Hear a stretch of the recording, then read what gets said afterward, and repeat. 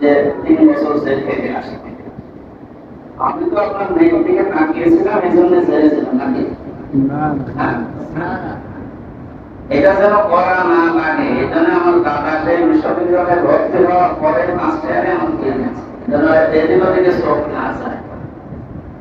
বলে নিয়ে পরে কি এমন অপরাধের এমন কি অপরাধ করেছে যে 3 বছর আমাদের পাশের কন্টেন্ট ছেড়ে থাকা লাগে, অথচ মানার নম্বর আসলে ঘুরে বেড়াচ্ছে। এত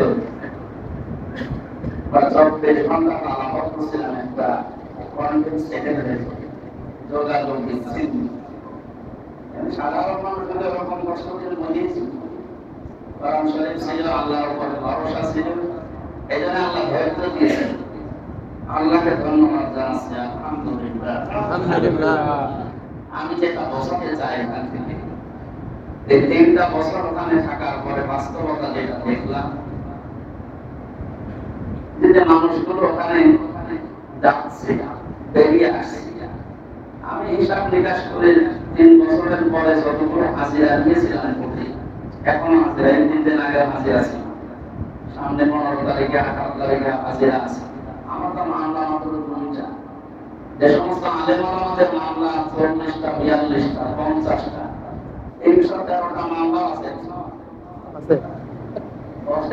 মামলা 313টা হাজিরা দেয়, কিয়ামত হয়ে যাবে। আমার কুষ্টিয়া থেকে ঢাকায় যাওয়া আসা করতে আমার জীবন শেষ হয়ে যাচ্ছে, সারাদিন বসে থাকা লাগে। ওই 3টা 4টার দিকে বলে যে না মামলার আয় আসে, আজকে আর শুনানি হবে। এত কষ্ট করে কুষ্টিয়া থেকে যায়, সে সকাল 8:30 9টায় প্রবেশ করে 3টা পর্যন্ত বসে আছে, বিভিন্ন মামলার শুনানি হচ্ছে। সাক্ষী যারা আছে তাদের কাছে জিজ্ঞাসা করবে। আমি এখান থেকে বোঝাতে চাই এটা যে মামলায় যারা বিচার করছে, জজ বলেন, বিচারপতি বলেন, ম্যাজিস্ট্রেট বলেন, এনারা সাক্ষীর উপরে ভিত্তি করে রায় দেয়। এটা পৃথিবীর নিয়ম। সাক্ষী ছাড়া আপনি আন্দাজে রায় দিতে পারেন না, কারণ মানুষ অজানা খবর জানে না। মহান আল্লাহর ক্ষেত্রে এইরকম। আল্লাহ পাক বলেন ইয়াগফিরুল মুজরিমুনা বিসিমাহুম ফায়ুখাযু বিন নাওয়াসিহি ওয়াল নাকদাম আবিয়াতি আলানি রাব্বিকুমা তুকাযিবান। কিয়ামতের কোন অপরাধীকে আমি জিজ্ঞাসা করব না যে তুমি এই অপরাধ করেছিস কিনা, ওর শরীরের ভেতরে অপরাধের চিহ্ন আমি ফুটিয়ে দেব।